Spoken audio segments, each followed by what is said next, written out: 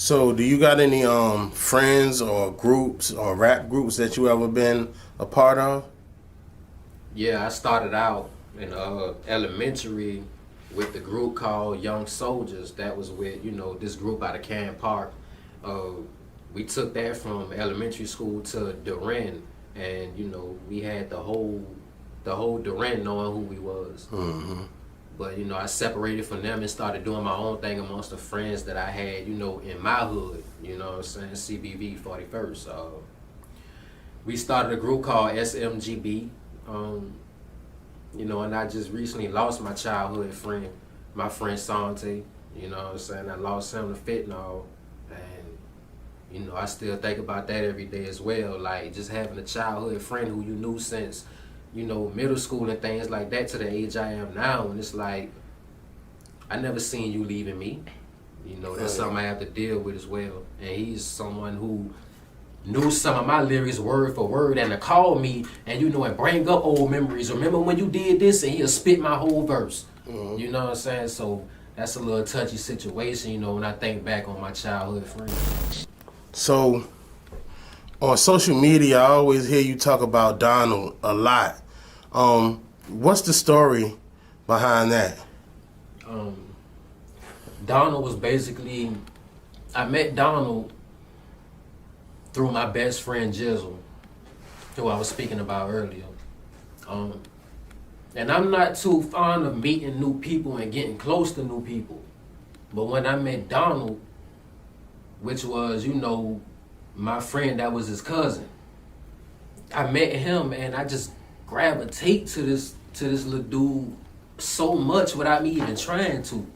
And it got to the point where I would be with Donald more than I would be with, Jizzle and things like that.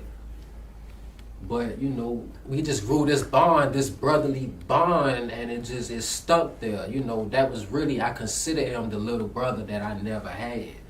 And, it hurt me that he passed. He got killed on Savannah State. And, it eat me up because, I had a dream about him being killed before it even happened. One night I just had a dream.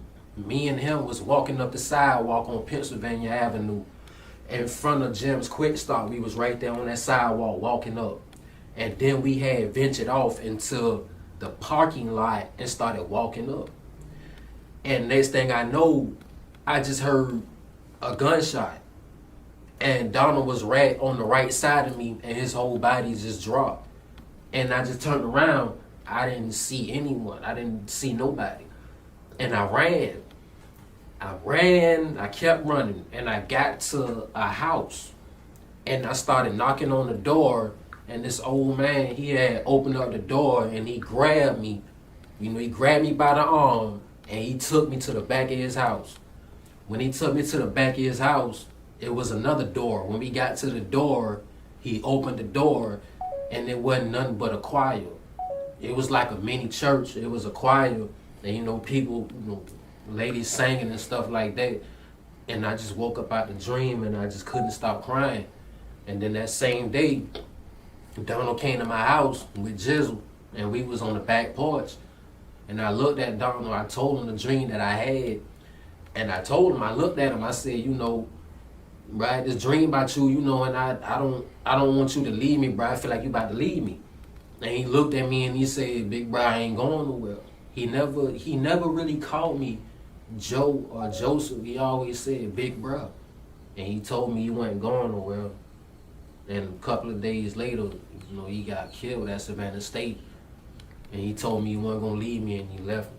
Damn. R.I.P. Donald, man. R.I.P. Donald. Well, he see you out here doing good. Yeah, he probably didn't leave you. Come to think about it, if you spiritual, you know what I mean? Very. So that's a 10-4 R.I.P. Donald, man.